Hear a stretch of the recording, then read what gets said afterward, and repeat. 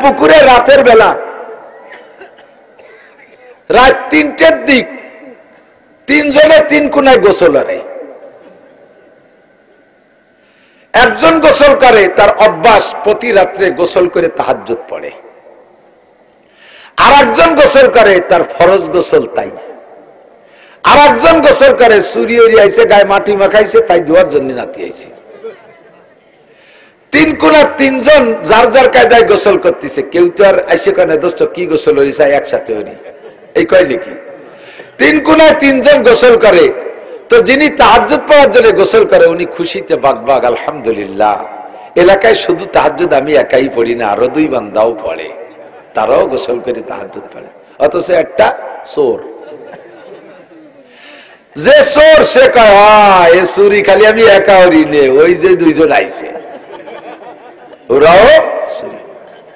যে লোকটা ফরজ গোসল করে সে কয় এ কাম খালি আমি একা করি না, ওই তো ওই 2 জন ওই আইছে। কথা কোন ঠিক না? মুসলমান চরিত্রহীন যারা, তারা নারী আসক্ত, মা বোন ভেদাভেদ নাই, যেখানে যা পায় সেখানে অন্যায় করে, তারা তাদের ভাষাও যেমন তাদের কাজও তেমন। আমার নবীর এই কথাটা তারা তাদের অনুযায়ী সেইভাবে ব্যাখ্যা বিশ্লেষণ করে। আমরা নারী আসক্ত, ফ্রি সেক্স অনুমতি দিয়েছি, মুহাম্মদও নারী আসক্ত নিজেই বলছে। নারী জাতি আমার ভালো লাগে। নারী জাতি ভালো লাগের মানে হলো মাকে মা হিসেবে ভালো লাগে, দাদিকে দাদি হিসেবে ভালো লাগে, খালাকে খালা হিসেবে ভালো লাগে, মেয়েকে মেয়ে হিসেবে ভালো লাগে, স্ত্রীকে স্ত্রী হিসেবে ভালো লাগে। চরিত্রহীন যারা তারা কথাকে উল্টো দিক টেনে নেয়। কারণ মুহাম্মদ নিজেই বলেছে আমি নারী আসক্ত। কন্যা নাউজুবিল্লাহ।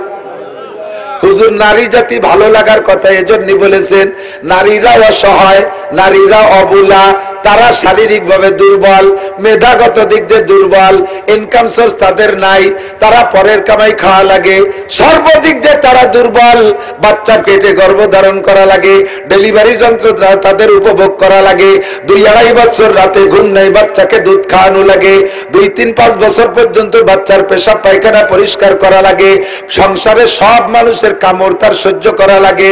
একজনের রুটি খাইতে চায় তারে রুটি বানাই দেয়া লাগে, আর একজনে ভাত খাইতে চায় তারে তাই রান্না করে দেয়া লাগে, একজনে ডাল খেতে চায় তারে তাই দেয়া লাগে, আর একজনে ডিম ভাজা খাইতে চায় তারে তাই দেয়া লাগে। চতুর্মুখী কামড়, শ্বশুরের কামড়, শাশুড়ির কামড়, দেওরের কামড়, ননদের কামড়, স্বামীর নির্যাতন, সব দিক দিয়ে মহিলারা বড় দুর্বল। এই জন্য নারী জাতিকে আমার খুব মায়া লাগে। তবে এর ভিতরে ক্লাসিফিকেশন আছে।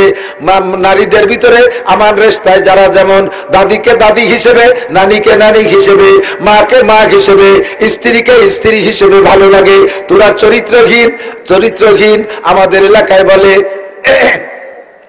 নিজে যেমন, আন্নাস আরবিতে বলে ইয়াকিসুল মারউ আলা নাফসিহি, যার চরিত্র যেমন সে অন্য মানুষকে সেরকম মনে করে। কথা হয় না?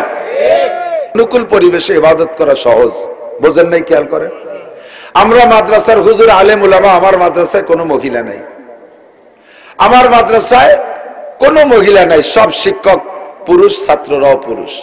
একটা মহিলার চেহারা সারা বছরের মধ্যে দেখবে না যদি 4 দেওয়ালের মধ্যে থাকে, বাহিরে না যায়।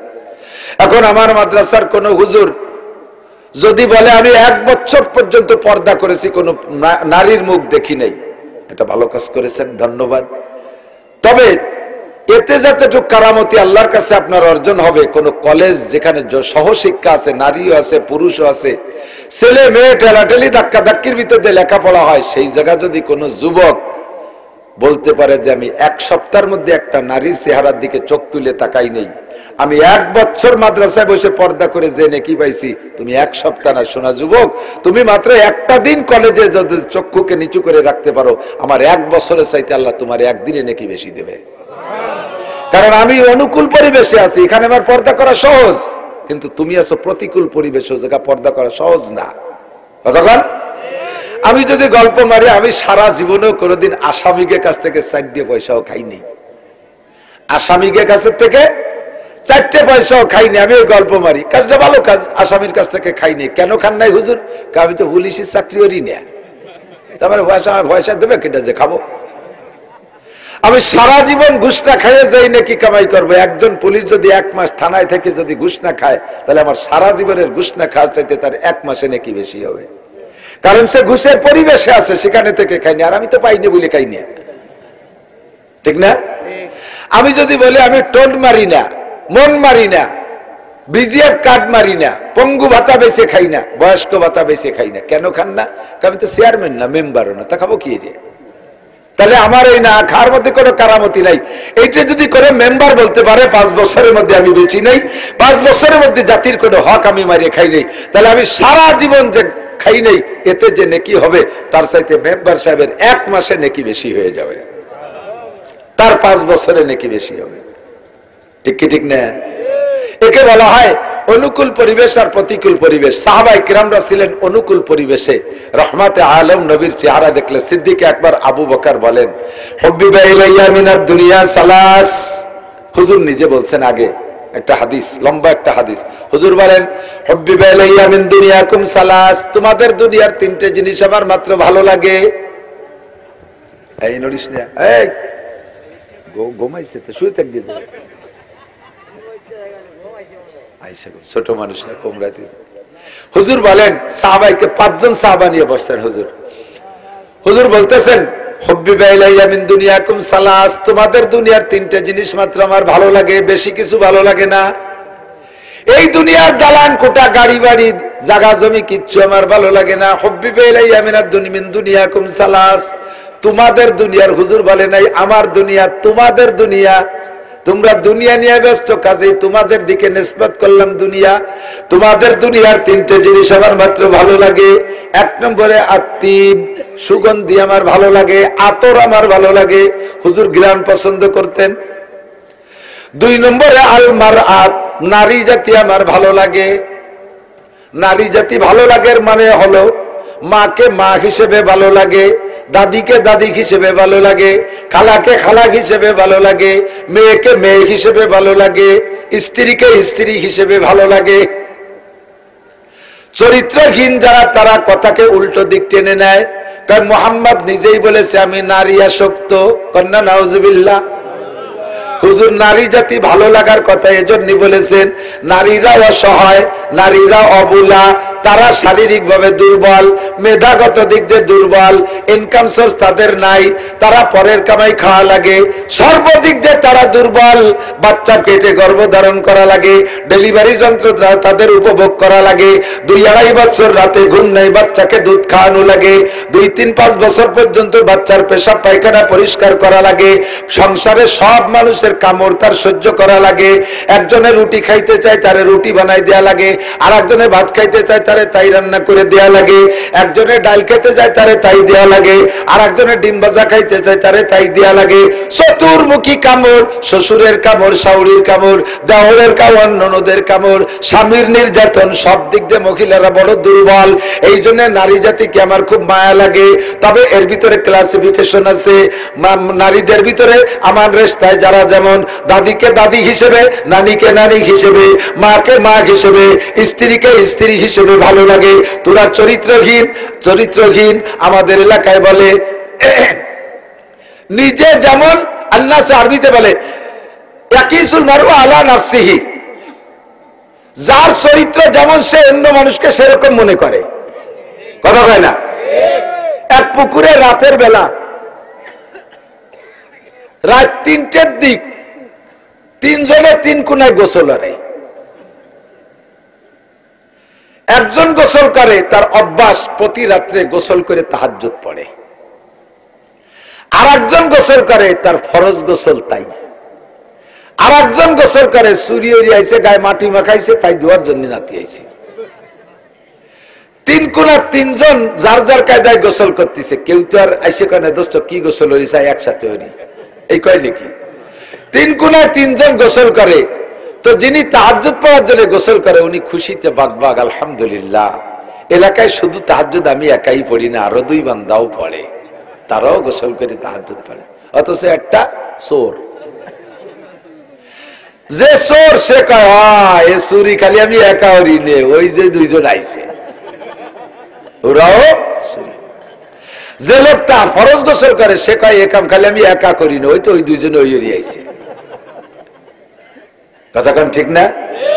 তাকিসুল মারু আলা নাফসিহি। অমুসলমান চরিত্রহীন যারা, তারা নারী আসক্ত, মা বোন ভেদাভেদ নাই, যেখানে যা পায় সেখানে অন্যায় করে, তারা তাদের ভাষাও যেমন তাদের কাজও তেমন। আমার নবীর এই কথাটা তারা তাদের অনুযায়ী সেইভাবে ব্যাখ্যা বিশ্লেষণ করে। আমরা নারী আসক্ত, ফ্রি সেক্স অনুমতি দিয়েছি, মুহাম্মদও নারী আসক্ত নিজেই বলছে। একটু বলবেন না নাউজুবিল্লাহ? আমার নবী ব্যাখ্যা দিয়েছেন কি কইয়া, আমি ক্লাসিফিকেশন করে ভাগ ভাগ করে যে যে স্তরের নারী আমি তাকে সেইভাবে ভালোবাসি। অবশ্য ওই সময় যেদিন হুজুর এই কথাটা বলেন সেদিন হুজুরের স্ত্রী খাদিজা বেঁচে নেই। আর এর আগে খাদিজার পরে আয়েশার আগে হুজুর কেউ বিয়েও করেন নাই। 2-3টা বছর গেছে হুজুরের স্ত্রী শূন্য অবস্থায়। হুজুর এর মধ্যে বললেন হুব্বি বাইলাই আমিনাদ দুনিয়া সালাস, 3টে জিনিস ভালো লাগে, তার মধ্যে 2 নম্বর মহিলা ভালো লাগে। 3 নম্বর ওয়াকুররাতু আইনি ফিস সালাত, আমার চোখের শীতল নামাজের মধ্যে। নামাজে দাঁড়াইলে চক্ষু ঠান্ডা হয়ে যায়, নামাজে দাঁড়াইলে টেনশন মুক্ত হয়ে যায়, নামাজে দাঁড়াইলে ক্ষুধা নিবারণ হয়ে যায়, নামাজে দাঁড়াইলে দুশ্চিন্তা মুক্ত হয়ে যায়, নামাজে দাঁড়াইলে আল্লাহকে দেখতে পাই, নামাজে দাঁড়ায় আল্লাহকে দেখলে আমার চক্ষু ঠান্ডা হয়ে যায়। একটু বলেন না সুবহানাল্লাহ। ফাকামা আবু বকর, সঙ্গে সঙ্গে আবু বকর দাঁড়িয়ে গেলেন। ফাকালা সাদাকতা ইয়া রাসূলুল্লাহ। আবু বকরের নাম সিদ্দিক। আবু বকরের নাম সিদ্দিক, সেদেকের থেকে আসছে, সেদেক মানে সত্য। আবু বকর সিদ্দিক দাঁড়াইয়া নবী পাকের কথাকে সত্যায়িত করেন সব জায়গায়, এই জন্য তার উপাধি সিদ্দিক। ফাকালা সাদাকতা ইয়া রাসূলুল্লাহ, ওগো আল্লাহর নবী, আপনি সত্য কথা বলেছেন, জীবন ভরে আমরা দেখেছি আপনি আতর সুগন্ধি পছন্দ করেন দেখেছি, আপনি নারীদেরকে অত্যন্ত মহব্বত করেন দেখেছি, আপনার নামাজের মধ্যে বিনয় আর নম্রতা দেখেছি, নামাজের মধ্যে লম্বা লম্বা কিরাত আর রুকু দেখেছি, এই 3টে গুণ সত্যই আপনার মধ্যে আছে। এবার আবু বকর কয় ওয়া হুব্বি, এই যুবক আমার দিকে আল্লাহকে মনে রাখবা, কিতাবে খুঁজে পাইতে তোমার জীবন শেষ হয়ে যাবে, আর কিতাব পড়াপড়ির দিনও শেষ হয়ে গেছে, প্রত্যেকের হাতে মোবাইল এসে গেছে, পড়ালেখার নেশা শেষ। কথা কন না কেন? মোবাইলের মধ্যে যেই নেশা, পড়ার মধ্যে সেই নেশা নাই। আর লেখাপড়ায় বাস হয়ে গেছে, আহিয়ালা বাস হয়ে গেছে লেখাপড়ায়, কাজেই হইলে মুনিশি হতে পারবা না। 2-1 কথা যদি কই একটু মনে রাখো, সারাটা জীবন লেখাপড়া করে এ পর্যন্ত প্লেটে করে গুছাই এনে সামনে দেই, 2 প্লেট নিয়ে যাবা, 2 মুছে খাতে পারবা?